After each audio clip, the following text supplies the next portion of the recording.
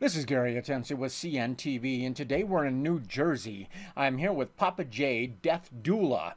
In 2023, has been providing an extra layer of support based on the needs of his clients with a goal to improve the quality of life at the end of life. I'm joined with Mark, who is the Death Doula. Thanks so much for joining us here, Mark. Thank you for having me. Let's start off a little bit about yourself. I mean, really, since the 80s, you have been involved in theater, multimedia, accounting, management, consulting. Share with me a little bit how this new chapter of assisting others in their last chapter kind of came to be. Well, at the beginning of COVID, um, theater, there was no theater, there was no business meetings, consulting was dying, businesses weren't. And a friend of mine asked me if I could help. Her mother died in Denver, and her sister lived in Maine, and the other sister lived in London.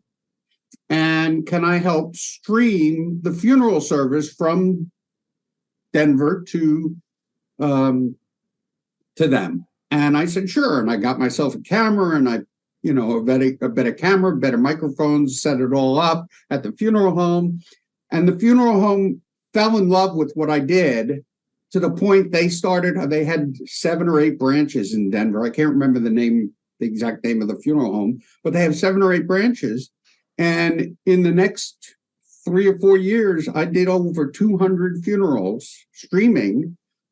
Sometimes we were doing, they were connecting me with people that weren't doing funerals in the chapel, and I would do virtual funerals and life celebrations.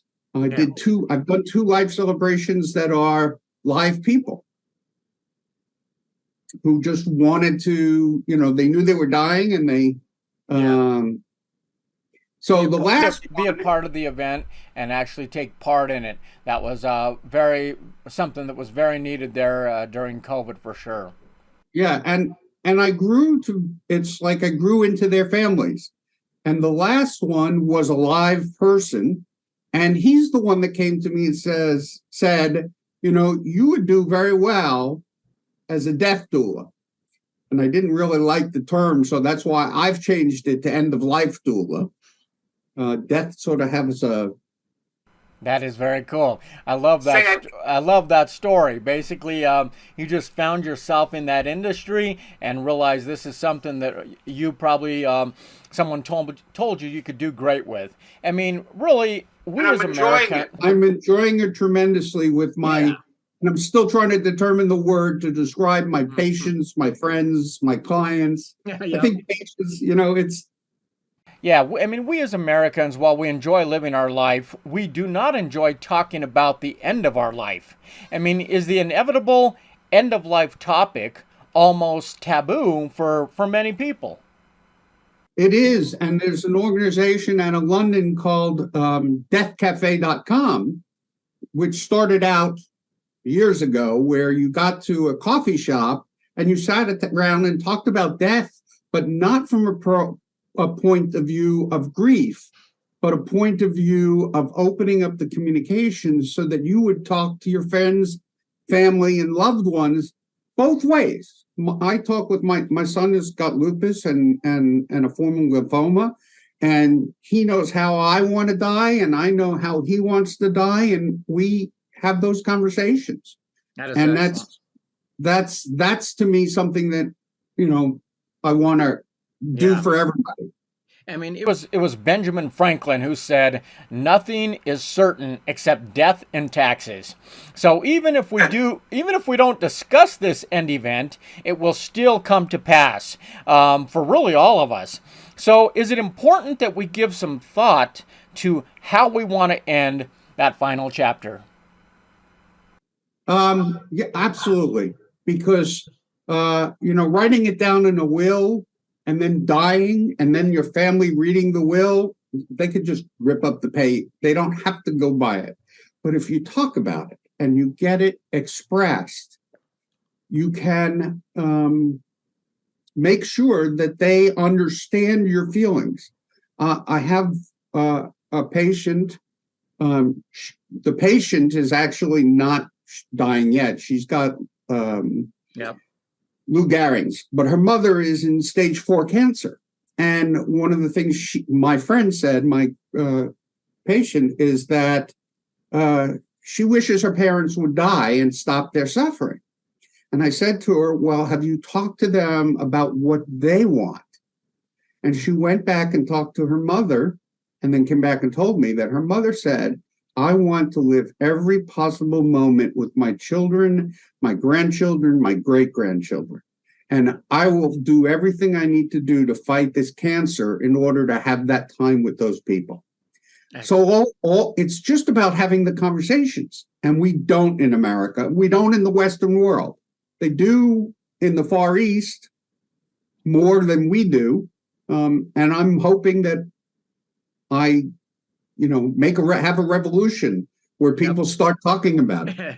Definitely. It's important for us here in the West to start embracing that a little bit more. I mean, palliative care is specialized medical care for people living with a serious illness.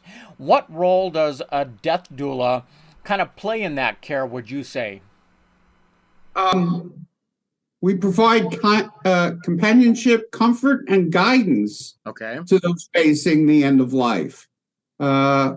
My non-medical holistic support encompasses emotional, spiritual, and practical care.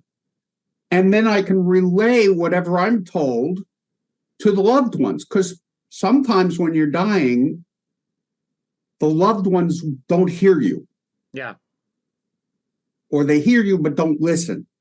So sometimes you need a mediator. Yeah, kind of the conduit in between that. I mean, is your care based on the needs of the patient and not so much on the patient's prognosis? I mean, what questions do you kind of ask when matching your services to a client? So there's a quote from Patch Adams, and I'm going to paraphrase, where he talks about what makes a patient and what makes a doctor a doctor. Is a doctor not somebody who just comforts somebody who is ill and dying. And that's what I'm doing. I'm comforting somebody who's absolutely taking care of some of the practical needs for them and understanding that emotional side.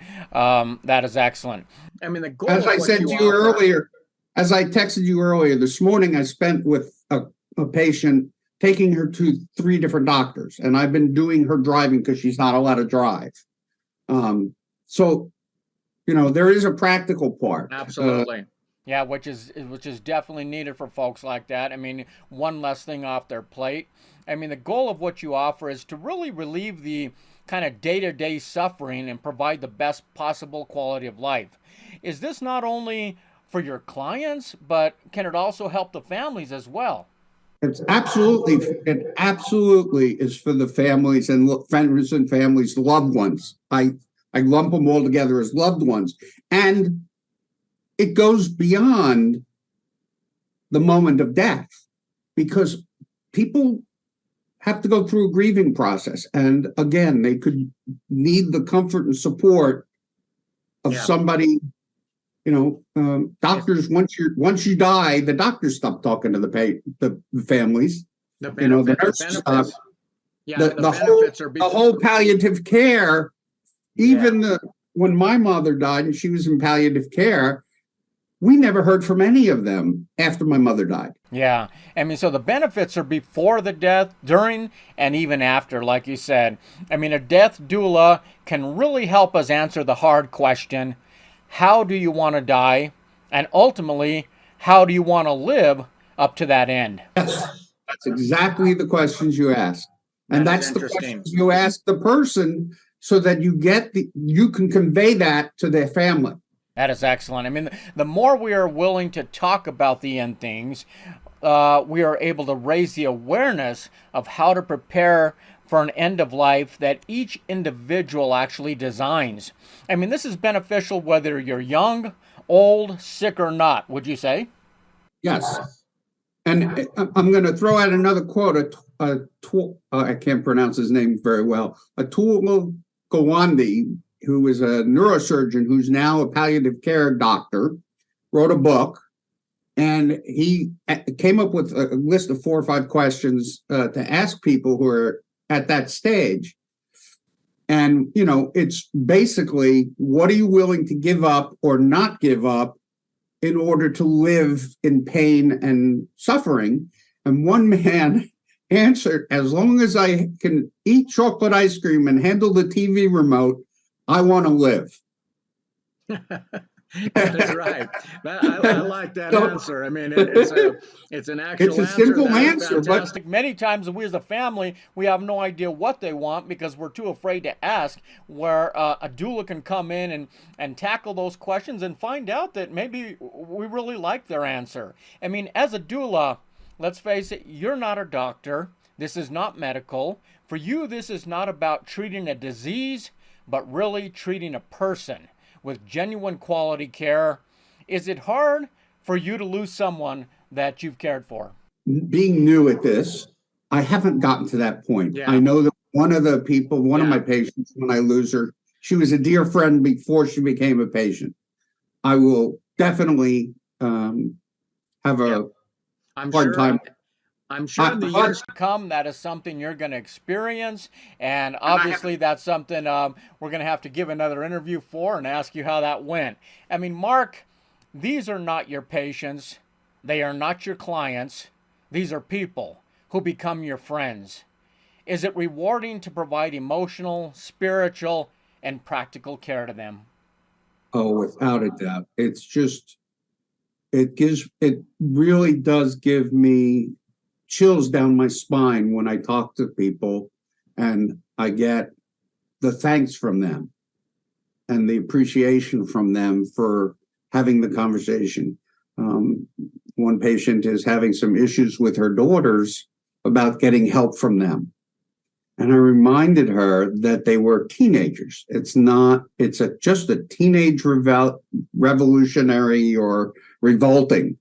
And that as they get older and hopefully you're still around, it will be less burdensome to them. And in the meantime, I'm there for you.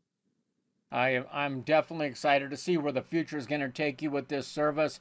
I can tell that you're someone who is very passionate about what you're doing. Your heart is in it, and basically you understand the need is there. You have witnessed it firsthand. I mean, viewers, let's take a look at the bottom of the screen right there. What you're going to see is his Facebook page where you can connect and reach out to him. I mean, a doctor may be able to delay the death of a patient, but a death doula can increase a person's quality of life. I mean, all we ask is to be allowed to remain the writers of our own story. Let Mark help you write and live that final chapter. This is Gary Atensu with CNTV, and if you don't know, now you know.